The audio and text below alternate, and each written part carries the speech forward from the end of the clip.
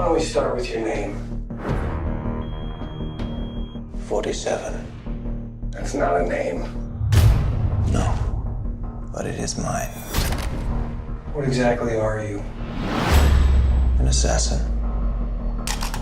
And you're here to kill who?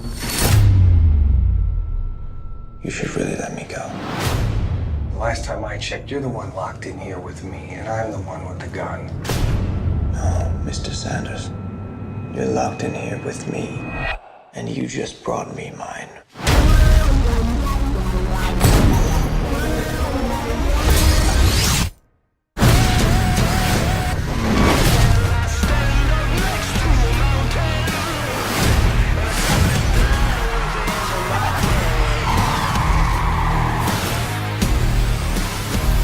Look, I know this is gonna sound strange, because it is. He's an engineered human being. Stronger, faster, more intelligent than normal people.